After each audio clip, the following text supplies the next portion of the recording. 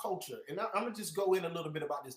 In our own culture, when you come from a culture where we have been identified as the origins, our culture being as slaves, one of the places of refuge we have is this in our food. Come on, y'all notice in our I'm talking about African, what so-called African American culture, so-called Black culture. The one place of freedom we have had historically is in food gatherings. And if we look at the origins of that food, we see that it's oftentimes the leftover, the lower grade food from slave masters, right? So one of the ways that we are colonized is in our stomachs, family. And one of the hardest things you'll ever do is begin the process of changing your diet. And we're gonna talk about that process. Some things that you have to consider and plan out before you decolonize your stomach successfully. Because if you don't count the cost and approach that, you're gonna find it difficult to do. But family, I tell you right now, I remember there was no bigger despair than when there was a shortage on wings. There was a shortage on wings after the pandemic. That stressed people out, family. That stressed people out. Do y'all remember that? There was a shortage on wings, right? Now, in my mind, I be thinking, I'm like, how is it a shortage on wings when the wings come off the same bird as the two legs and the two breasts and the two thighs? But I'm gonna let y'all think about that one. You go back and think about that one another time. So, anyways, so he gave them a daily amount of food and wine from the king's table. The same thing is happening today. They got us addicted on the foods and they got us addicted on cheap foods and what they're putting in the foods. And I tell you, one of the things you'll experience, and I'm getting off of this, if you stop eating a lot of those foods, a part of the difficulty you're going to face is withdrawal. Withdrawal, just like individuals who may be on some type of hard drugs. And I'll tell you one of the hardest drugs to break, right? And then I'll let you think about this: sugar. All right? Sugar. Sugar is a harder habit to break than most hard drugs. So that's something I want maybe to throw that out there to somebody who may be thinking about trying to change their diet and change their life around a little bit. I want to encourage you or offer to you that maybe one of the things you want to attack is sugar. Okay. All right. And they were to be trained for 3 years. See, it's number 3 again.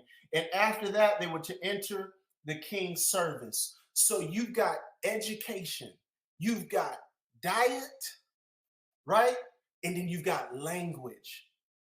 This is how we are. This is how we are conditioned into what I call a identity, identities. All right. This is how we're brought into identities. And then it says this. This is verse 6. Come on, they've addicted us to this stuff, Apostle. That is very correct. That is very correct. Because once you're addicted to this stuff, that sets a certain invisible roof over many of us. That when we get called to do something or think something different, we don't know that these addictions are calling us. See, I'm glad you threw that word out there. I was having this conversation kept coming up this past week about truth and why do people reject truth? And come on, sugar has the same effect as the white horse.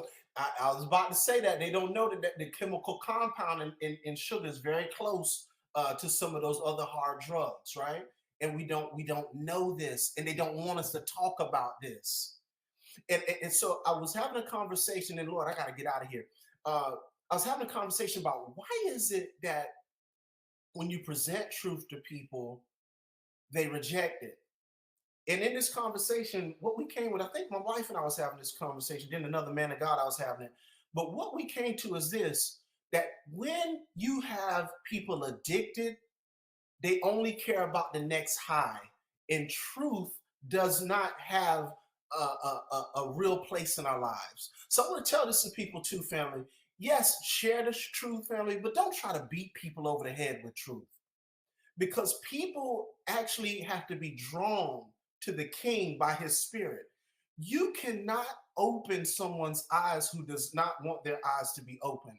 There's an ancient Greek philosopher saying it is understandable for a child to be afraid of the dark, but how shameful it is for men to be afraid of the light. But one of the things that keeps us afraid of the light is when we are operating under a false identity, and when it goes to a place where we get addicted. And I'm not to see, we always think addiction as alcohol, drugs, and sex. That is not, family, that's not the only addiction. Some people are addicted to shopping, some people are addicted to gambling, to lottery. Some people are addicted to lying, and they don't know, and they're so addicted to it that they don't know who they are without it. Guess what? I've been that person who's been in a places of addiction. Yeah, I know what it's like to be addicted, to live day to day and not understand or know what it is to have a day without your drug of choice, okay, or whatever your source of addiction is. When you are in the throes of that, nobody's truth matters to you. All right.